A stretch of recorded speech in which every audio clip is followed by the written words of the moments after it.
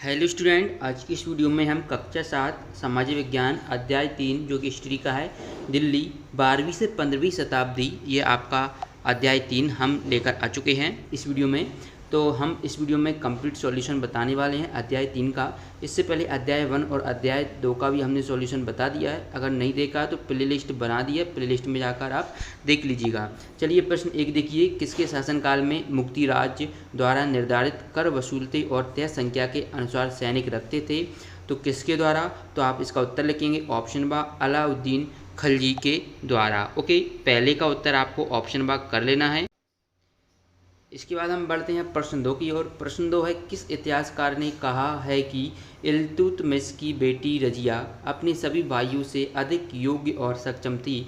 तो ये आपको बताना है किस इतिहासकार ने कहा है। तो आप इसका उत्तर लिखेंगे ऑप्शन द मिनहाज ए सिराज ने ये कहा है। इसके बाद प्रश्न 3 देखिए, भारत आने वाले यात्री इब्न बतूता का संबंध किस देश से था? तो यहाँ पर आपको बताना है जो इब्न बतूता था वो किस देश से आया था। तो यहाँ पर आपको 4 ऑप्शन देखने को मिल रहे हैं। तो यहाँ पर आपको इसका उत्तर कर देना है अफ्रीका, चूँकि इब्न बतूता मोरक्को जो कि अफ्रीका में ही है वहाँ के रहने वाले थे, तो वहाँ से आए थे। तो यहाँ पर आप प्रश्न 3 का उत्तर करेंगे ऑप्शन बा अफ्रीका। चलिए इसके बाद अगले प्रश्न की ओर बढ़ते हैं। अगला प्रश्न है प्रश्न क्रमांक 4। प्रश्न क्रमांक 4 है, आप यहाँ पर देख पा रहे हैं स्क्रीन पर आपको देखने को मिल रहा है कि दिल्ली के सुल्तानों के बारे में हमें जानकारी किन साधनों से प्राप्त होती है। प्रश्न 4 है। फिर इसके बाद प्रश्न 5 है, रजिया की युग होते हुए भी उसे सुल्तान के पद से क्यों हटाया गया? तो चलिए इन दोनों प्रश्नों के उत्तर देखते हैं।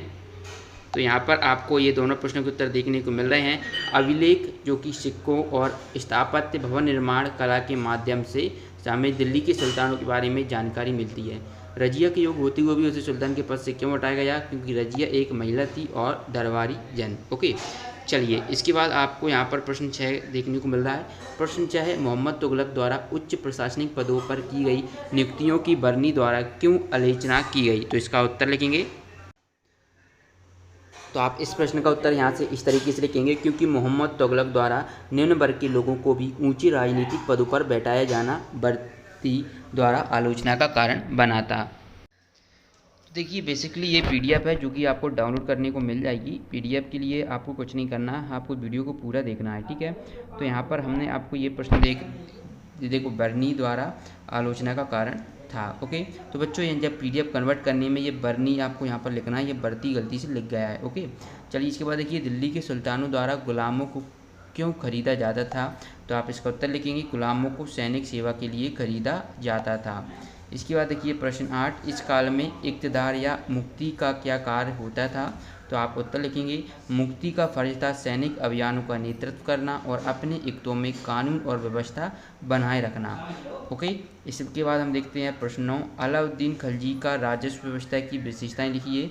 तो यहाँ पर आप इसका उत्तर लिखेंगे, खिलजी के शासनकाल में भू राजस्व के निर्धारण और वसूली के कार्य अपने नियंत्रण में लिए गए स्थानीय सामंतों से कर लगाने का अधिकार छीन लिया गया, बल्कि स्वयं उन्हें भी कर चुकाने को बाध्य कर दिया गया।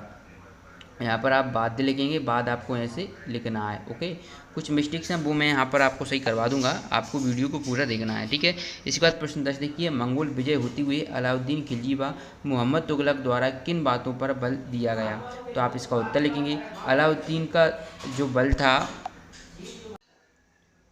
तो यहाँ पर आप प्रश्न 10 का उत्तर लिखेंगे, अलाउद्दीन का जो थल प्रतिरक्षा पर था और मोहम्मद तुगलक के द्वारा मंगोलों के विरुद्ध सैनिक आक्रमण की योजना पर बल दिया। ओके, इस तरीके से आप प्रश्न 10 का उत्तर लिखेंगे। इसके बाद प्रश्न 11 देखिए, प्रश्न 11 है, शेरशाह सूरी के राज विस्तार के बारे में लिखिए।